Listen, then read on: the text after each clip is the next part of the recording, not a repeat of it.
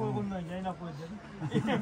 Бүгүнкү чоң аламан улактагы 12-синдеги болгон улактагы ушунча кыргыз элинин башын бириктирип, 7 дубандын балбандарын бириктирип, ушу дасторконун жайып, кабагым кашым деп мына Мусака колунан келишинче мына ар жактан келген балбандарды сыйлап, жакшы сыйын көргөзүп атат. Алла разы болсун Мусака.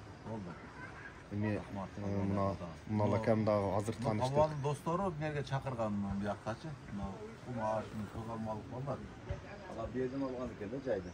Өзү жылда берди биз общий алып коет элем да мынердичи. Полный эч ким кирбейт эле, берде бирөө сыймайт этпейт эле. Анан ошентип кийин баягы bunчалык коноктор келбей эле чачырап ар жакка кетип калып атты. Былтыр келгендерден дайым айтып аттык, жай бар дейт. Мына кыргызда 3-4тө, сөрөдө 1-2, анан мунун мындай болуп аткандан анан быйыл 2-чөнү алып койдум да. Анан быйыл ошондой болгондо өзү ушундай болуп калат экен да. Атпай калдык. Чынында Жантер өзүң дагы келгенсиң, а? Жантер калды. Жакшы, Кудайга шүгүр, Алла разы болсун. Майлы эмне? Талаачылык эч ким капа болбосо керек дегенде үмүттөмүн.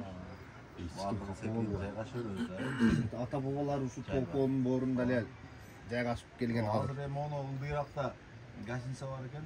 Эде аксакалдыракта балмозакалар жатмаса ошо жака түшөсүн элем жаткан экен.